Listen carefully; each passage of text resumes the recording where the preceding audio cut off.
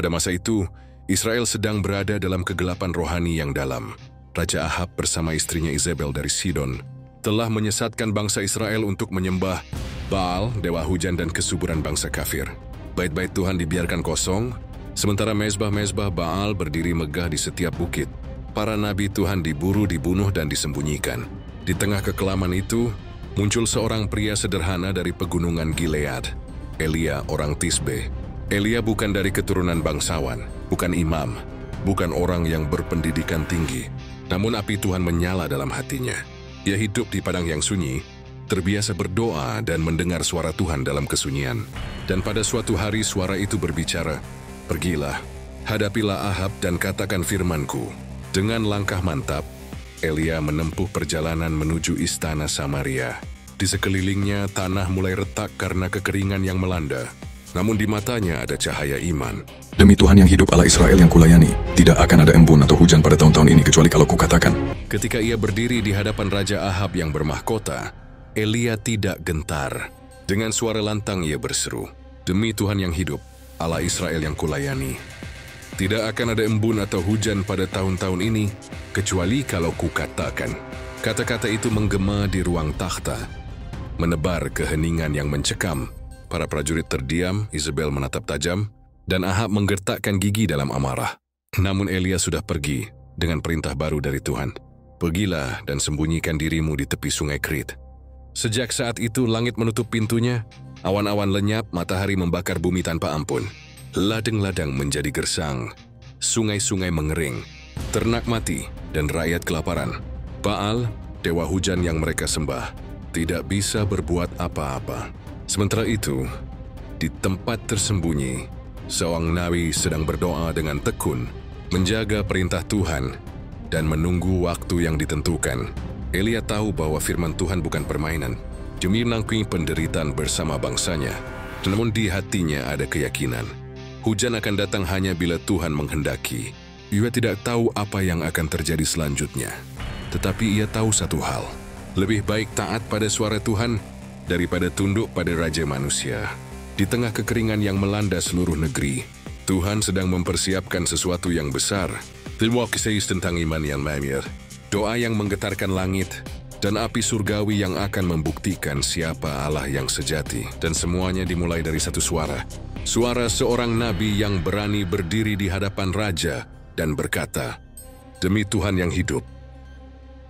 Setelah menyampaikan firman penghakiman kepada Raja Ahab, Elia menghilang dari pandangan manusia. Tuhan sendiri yang menyembunyikan dia, jauh dari istana dan mata-mata Isabel. Suara Tuhan datang lagi kepadanya, lembut namun pasti. "Pergilah dari sini, menyimpanglah ke timur. Kemudian bersembunyilah di tepi sungai Krit, di sebelah timur sungai Yordan. Dan burung-burung gagak telah kuperintahkan untuk memberi makan kepadamu di sana." Jami Raja-Raja di Besti 4. Perintah itu aneh bagi logika manusia. Bagaimana mungkin seekor burung gagah, hewan pemangsa, najis, dan rakus ikan membawa makanan kepada seorang manusia? Tapi Elia tidak bertanya. Dia hanya taat. Ia tahu jika Tuhan berfirman, alam semesta pun tunduk. Dengan langkah tenang ia meninggalkan keramaian, menuruni lembah-lembah tandus yang mulai retak karena panas matahari.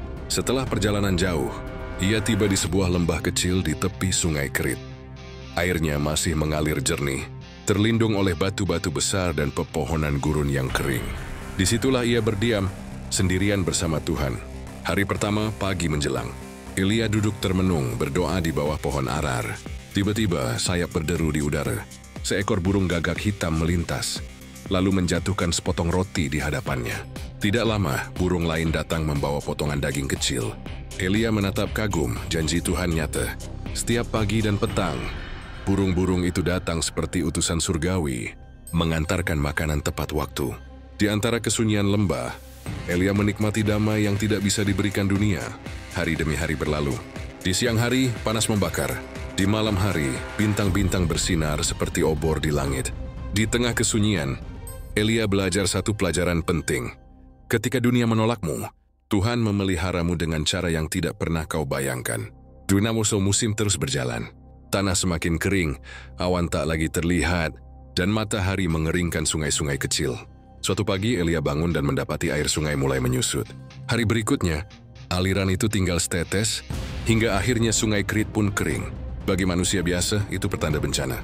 Tapi bagi seorang nabi yang hatinya sudah ditempa iman, itu hanyalah perintah baru dari Tuhan yang belum diucapkan. Elia duduk tenang, memandang lembah yang kini sunyi. Ia tahu Tuhan yang memerintahkan gagak memberi makan, juga mampu membuka jalan baru ketika sumber lama mengering. Dalam keheningan ia berdoa, "Ya Tuhan, Engkau yang mengirim hujan dan menahan awan. Engkau juga yang memberi hidup bagi jiwaku. Bukan sungai ini yang menjadi sumberku, melainkan Engkau sendiri." Dan tepat ketika air terakhir menghilang, suara Tuhan kembali terdengar. "Bangkitlah, pergilah ke Sarfat yang termasuk wilayah Sidon.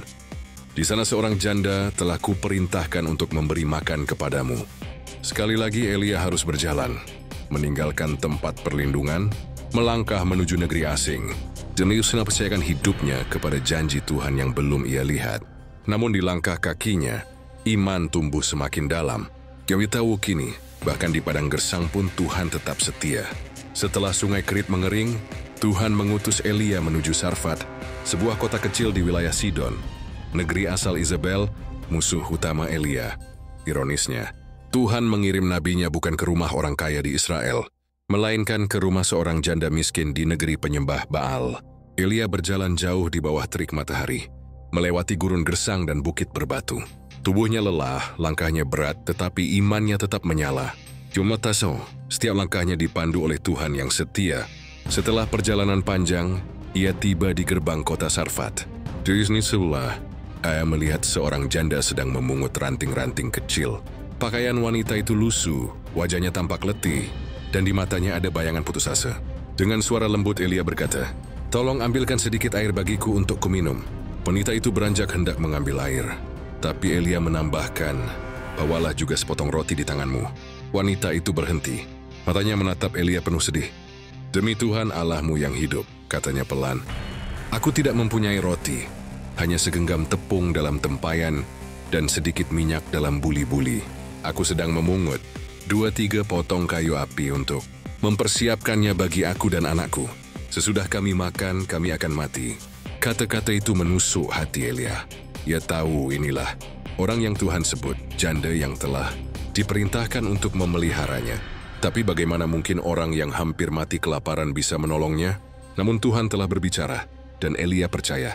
Dengan suara penuh keyakinan ia berkata, "Jangan takut, pulanglah, buatlah seperti katamu. Tetapi buatlah dahulu bagiku sepotong roti kecil daripadanya, dan bawalah kepadaku. Kemudian barulah buatlah bagimu dan bagi anakmu. Sebab beginilah firman Tuhan Allah Israel. Tepung dalam tempayan itu tidak, kensi dan minyak dalam buli-buli itu tidak akan berkurang sampai Tuhan menurunkan hujan ke atas bumi." Tuh ada jeda sejenak, angin gurun berhembus pelan. Lalu wanita itu menatap Elia dan tanpa banyak bicara ia taat. Ia pulang, menyalakan api kecil, dan membuat roti tipis terakhir dari sisa tepungnya. Namun ketika ia menuangkan minyak, ia tertegun. Minyak itu tidak habis. Ia melihat ke tempayan tepung. Tepunya tetap penuh. Hari berganti hari, minggu menjadi bulan, dan setiap kali ia membuka tempayan dan buli-buli itu, tepung dan minyak tidak pernah berkurang. Tuhan yang hidup telah memelihara mereka. Namun kebahagiaan itu tidak berlangsung lama. Suatu hari, anak tunggal janda itu jatuh sakit dan akhirnya meninggal. Wanita itu menangis dan berseru pada Elia, "Apakah engkau datang untuk mengingatkan dosaku dan membunuh anakku?" Dengan hati penuh belas kasih, Elia mengambil anak itu ke kamarnya. Ia membaringkannya di tempat tidurnya, lalu berseru kepada Tuhan, "Ya Tuhan Allahku, kiranya engkau mengembalikan nyawa anak ini ke dalam tubuhnya." 3 kali ia meniarap di atas anak itu dan berdoa dengan sungguh-sungguh. Dan Tuhan mendengar doa Elia, anak itu hidup kembali. Elia menggendongnya turun dan berkata, "Lihatlah anakmu hidup." Wanita itu menangis dan berseru, "Sekarang aku tahu bahwa engkau adalah abdi Allah, dan firman Tuhan yang kau ucapkan adalah benar." Di rumah kecil di Sarfat, iman seorang janda dan seorang nabi bertemu. Dan dari tangan Tuhan, kehidupan baru lahir kembali. Tahun demi tahun berlalu, dan tanah Israel tetap kering kerontang. Sungai-sungai mengering, ladang menjadi debu, ternak mati, dan rakyat hidup dalam ketakutan. 3 tahun lamanya langit tertutup.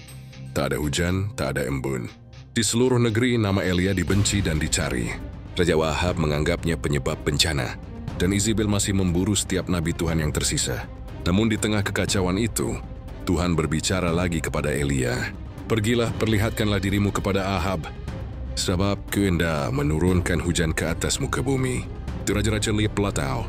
Elia pun bangkit dan berjalan menembus padang gersang menuju Samaria. Perjalanan itu berat, tapi hatinya penuh keyakinan. Ia tahu, hari penghakiman atas Baal sudah dekat.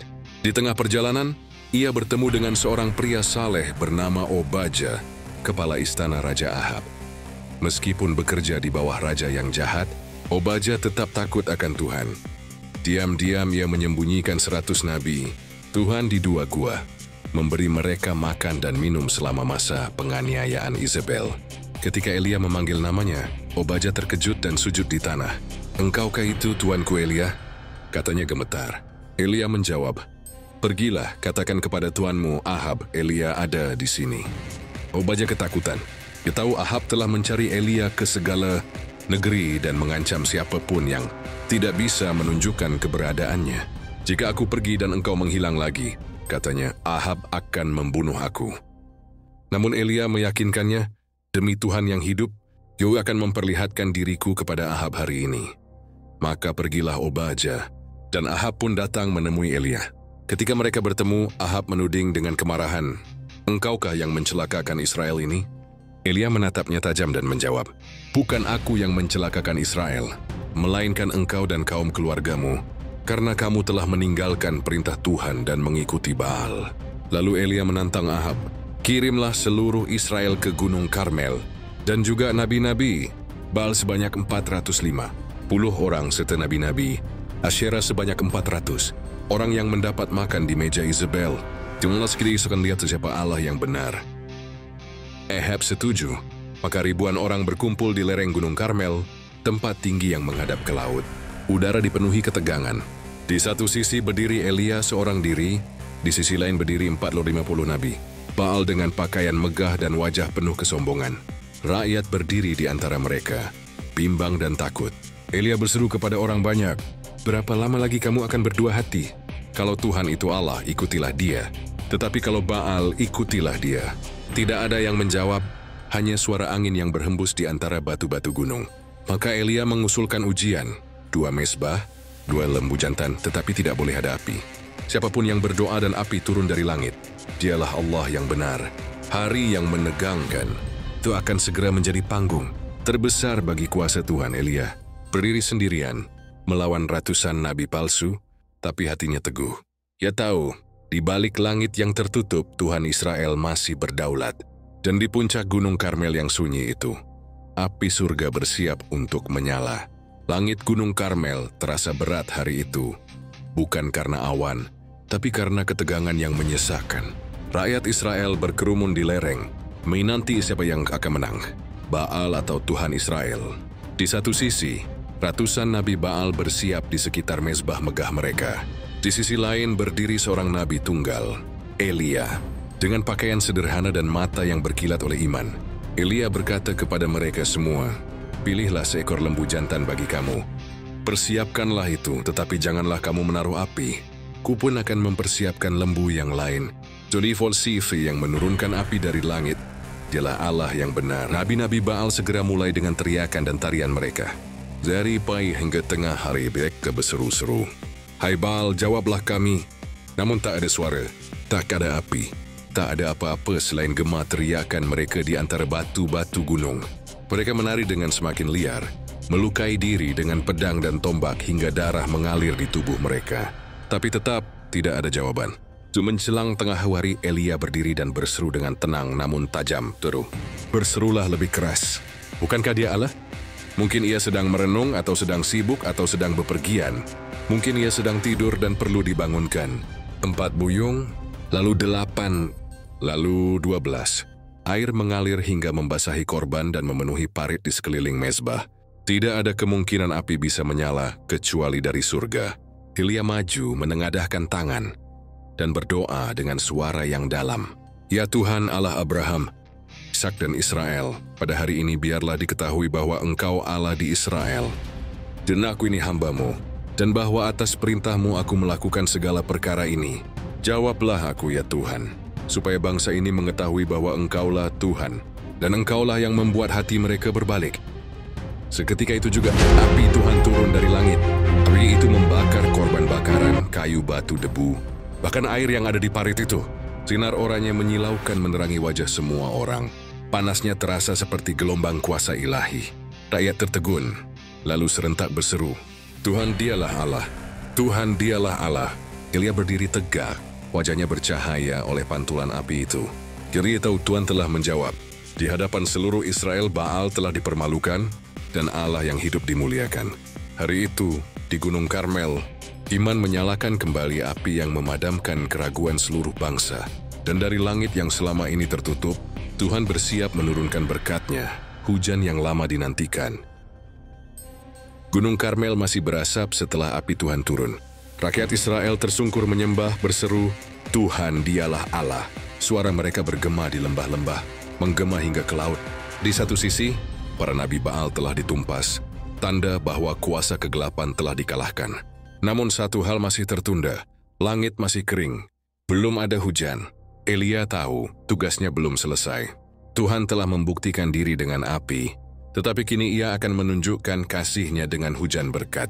Maka Elia berkata kepada Raja Ahab, yang kini gemetar dan tertegun oleh kuasa Tuhan, pergilah, makan dan minum, sebab bunyi deru hujan sudah kedengaran. Namun ketika Ahab pergi ke kemahnya, langit masih bening tanpa awan. Tak ada tanda apapun, hanya debu yang berterbangan di antara batu-batu kering. Tapi Elia tidak menilai dengan mata, melainkan dengan iman. Dia naik ke puncak Gunung Karmel, mencari tempat sunyi untuk berdoa. Di sana dia berlutut, menundukkan wajahnya ke tanah. Dia meletakkan kepalanya di antara lututnya.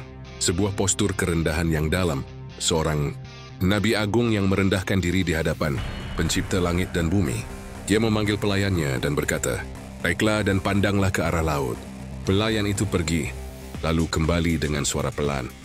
Tidak ada apa-apa. Elia tetap diam. Dia berdoa lagi, lebih sungguh, lebih dalam. Pergilah sekali lagi, katanya. 2 kali, 3 kali, 4 kali, 5 kali, 6 kali. Setiap kali pelayan itu kembali dengan jawaban yang sama. Tidak ada apa-apa. Namun Elia tidak menyerah.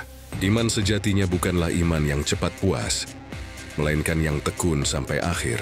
Dia tahu janji Tuhan pasti digenapi pada waktunya, maka ia berdoa lagi untuk ke-7 kalinya. Pelayan itu naik sekali lagi ke puncak bukit, memandang ke arah laut. Angin tiba-tiba berubah, debu terangkat. Di ufuk jauh di antara kabut panas, tampak sebuah awan kecil sebesar telapak tangan manusia.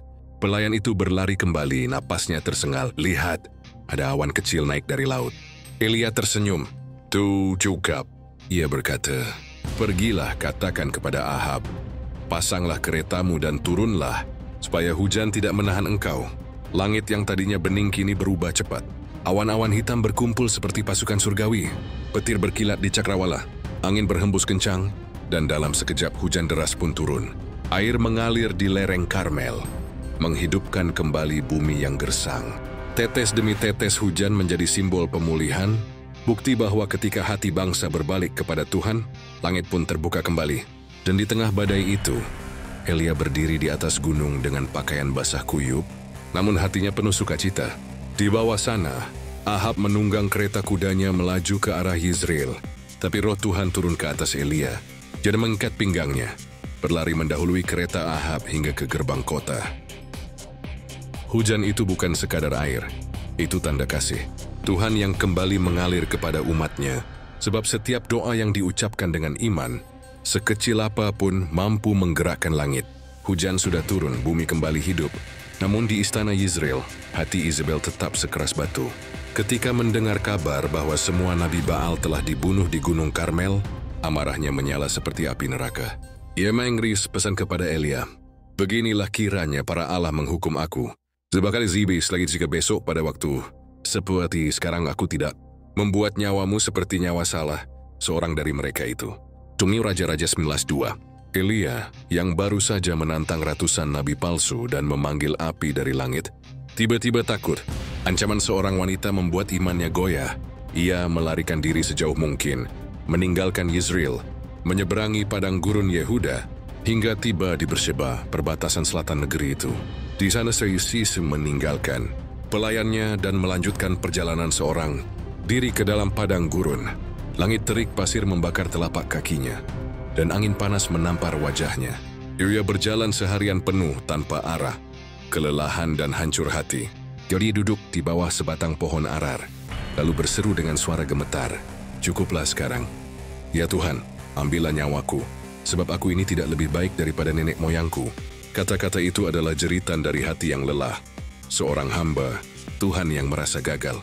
Elia, nabi perkasa yang pernah melihat api turun dari langit, kini hanya ingin menyerah. Jadi berbaring di bawah pohon, tertidur dalam keputusasaan. Namun kasih Tuhan tidak meninggalkan dia. Tiba-tiba seorang malaikat menyentuhnya dan berkata lembut, "Bangunlah, makanlah." Elia membuka mata dan melihat di sebelahnya sepotong roti bakar di atas batu, panas dan sebuah kendi air. Dia makan dan minum, lalu berbaring lagi. Untuk kedua kalinya malaikat datang dan berkata, "Ose, bangunlah, makanlah, sebab perjalananmu masih jauh." Elia bangkit, makan dan minum lagi. Makanan itu memberinya kekuatan ilahi. Dengan tenaga itu ia berjalan 40 hari dan 40 malam menuju Gunung Horeb, Gunung Allah. Di sana, Yesus sendiri dalam sebuah gua, menutupi wajahnya dari dunia. Dalam kegelapan gua itu, suara Tuhan datang, bukan dalam amarah, tapi dalam kelembutan. "Apakah kerjamu di sini, hai Elia?" Dengan suara berat Elia menjawab, "Aku sangat giat bekerja bagi Tuhan Allah semesta alam. Tetapi orang Israel meninggalkan perjanjianmu, meruntuhkan mezbah-mezbahmu dan membunuh nabi-nabimu. Aku seorang diri yang masih tinggal, dan mereka ingin mencabut nyawaku." Tuhan tidak menjawab dengan kata-kata, melainkan dengan peristiwa. Angin besar dan kuat melanda gunung itu, tapi Tuhan tidak ada dalam angin. Lalu datang gempa bumi, namun Tuhan tidak ada dalam gempa. Setelah itu api, tapi Tuhan tidak ada dalam api. Dan setelah semuanya reda, terdengar suara lembut yang tenang. Bukan guntur, bukan api, bukan kedahsyatan, tetapi kehadiran yang penuh damai. Elia menutupi wajahnya dengan jubah dan sujud di tanah.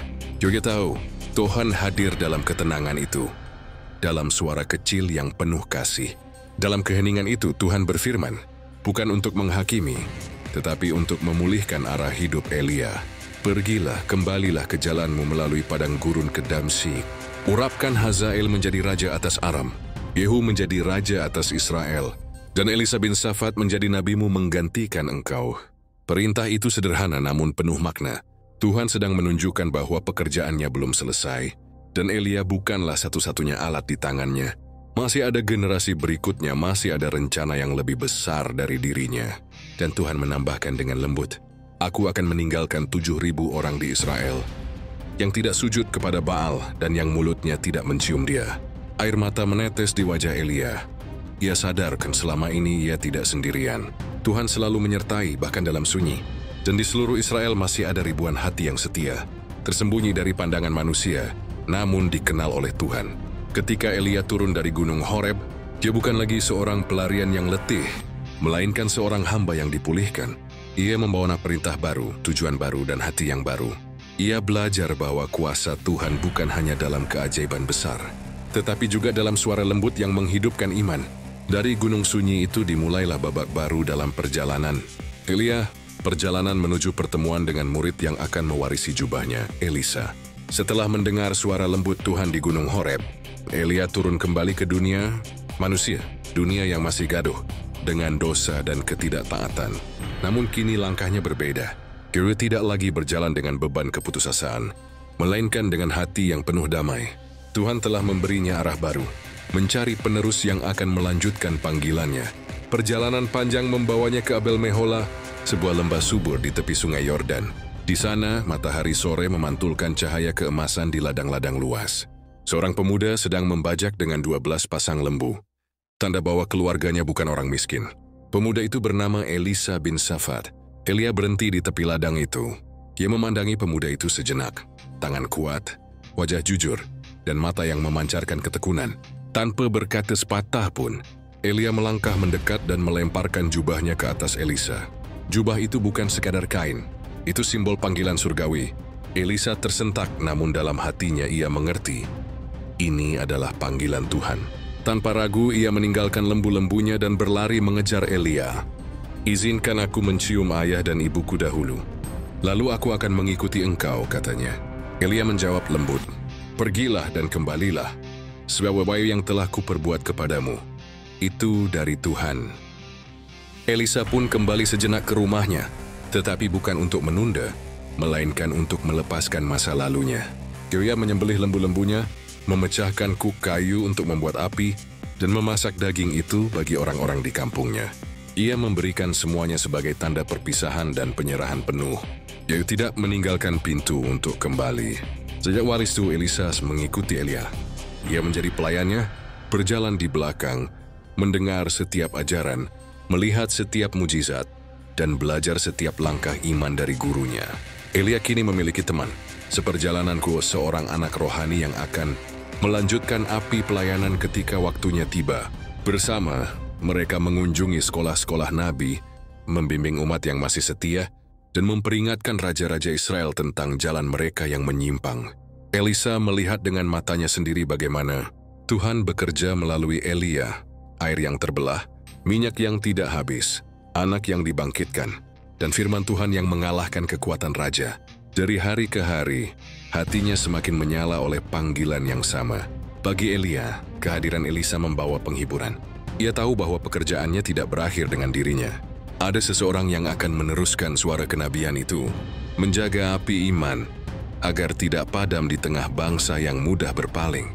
Tahun-tahun berlalu, dan hubungan mereka tumbuh bukan hanya sebagai guru dan murid, tetapi seperti ayah dan anak rohani. Elia mengajarkan bukan hanya mujizat, tapi juga ketaatan, kesetiaan, dan kerendahan hati.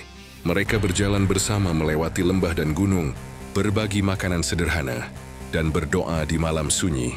Elisa belajar bahwa menjadi hamba Tuhan bukan tentang kekuasaan, tapi tentang ketaatan total. Elia kini tahu, waktunya di dunia ini mulai mendekati akhir. Namun hatinya tenang, ia telah menunaikan tugasnya, dan di sampingnya berdiri seorang penerus yang siap. Api Tuhan tidak akan padam. Dan di cakrawala pelayanan itu, samar-samar sudah tampak babak terakhir hidup Elia, perjalanan menuju langit. Hari itu datang, hari yang telah dinubuatkan Tuhan, hari ketika Elia akan diangkat ke surga. Tidak ada kematian yang menantinya, melainkan sebuah perjalanan ilahi menuju kekekalan. Langit tampak jernih, tapi di dalam hatinya, Elia tahu badai surgawi sedang menunggu. Pagi-pagi benar Elia dan muridnya, Elisa, berjalan dari Gilgal. Suasana di antara mereka hening, seperti dua jiwa yang tahu waktu perpisahan sudah dekat. Elia menatap Elisa dengan lembut dan berkata, "Tinggallah di sini, sebab Tuhan menyuruh aku ke Betel." Namun Elisa menjawab dengan tekad penuh kasih, "Demi Tuhan yang hidup dan demi hidupmu sendiri, aku tidak akan meninggalkan engkau." Mereka pun berjalan bersama. Di Betel, anak-anak nabi datang dan berbisik kepada Elisa, "Tahukah engkau bahwa pada hari ini Tuhan akan mengambil gurumu daripadamu?" Elisa mengangguk, air matanya tertahan. "Aku tahu, tetapi diamlah." Elia mencoba lagi memisahkan diri, berkata, "Tinggallah di sini, sebab Tuhan menyuruh aku ke Yerikho." Namun Elisa tetap teguh, "Demi Tuhan yang hidup, aku tidak akan meninggalkan engkau." Dari Yerikho mereka melangkah menuju sungai Yordan. 50 anak nabi mengikuti mereka dari jauh, menyaksikan dalam diam. Ketika mereka tiba di tepi sungai, Elia menanggalkan jubahnya, menggulungnya menjadi seperti tongkat, lalu memukulkannya ke air. Seketika itu air sungai terbelah ke kiri dan ke kanan, dan mereka berjalan di tengah tanah kering. Saat menyeberang, Elia menatap Elisa dengan lembut. "Mintalah apa yang hendak kulakukan kepadamu sebelum aku diambil darimu." Elisa menjawab dengan suara bergetar, "Biarlah kiranya aku mendapat 2 bagian dari rohmu." Elia tersenyum kecil, "Permintaanmu berat, tetapi jika engkau melihat aku ketika aku diambil darimu, hal itu akan terjadi bagimu." Mereka terus berjalan dan berbicara, mungkin tentang kasih setia Tuhan, tentang masa-masa pelayanan, tentang iman dan pengharapan. Dan tiba-tiba, datanglah kereta berapi dengan kuda-kuda berapi, memisahkan mereka berdua. Eleding kau batam pangin badai menuju ke surga. Gulain si Thoman Saum seperti 1000 sayap malaikat. Api memancar namun tidak membakar. Itu adalah cahaya kemuliaan Allah sendiri. Elisa menatap dengan mata terbelalak, air matanya jatuh deras. Ia berseru, "Bapakku, Bapakku!" Kereta Israel dan orang-orangnya yang berkuda. Lalu Elia lenyap dari pandangan. Hanya jubahnya yang jatuh ke tanah. Elisa memungutnya dengan tangan gemetar. Warisan itu kini ada padanya. Dengan jubah itu, Elisa kembali ke tepi sungai Yordan. Ia berdiri di tempat yang sama, menggulung jubah itu dan memukulkannya ke air sambil berseru, "Di manakah Tuhan Allahnya Elia?" Air itu pun terbelah kembali. Anak-anak Nabi yang melihat dari jauh berseru, "Roh Elia telah hinggap pada Elisa." Langit kembali sunyi, tapi di surga terdengar sorak malaikat. Elia tidak mati. Ia hidup di hadapan Tuhan, menjadi saksi bahwa kematian bukan akhir bagi orang yang setia. Mismi jadi lambang pengangkatan, tanda bahwa Tuhan berkuasa membawa umatnya langsung ke hadiratnya. Dan demikianlah berakhir kisah Elia, Nabi api, yang hidupnya penuh mujizat. Doanya mengguncang langit, hatinya pernah hancur, namun akhirnya diangkat dalam kemuliaan. Sebuah kehidupan yang menunjukkan bahwa kuasa Tuhan nyata bagi mereka yang berjalan dalam iman, ketaatan dan kerendahan hati. Elia naik ke surga, tetapi warisannya tetap tinggal, iman yang membakar hati setiap orang yang percaya.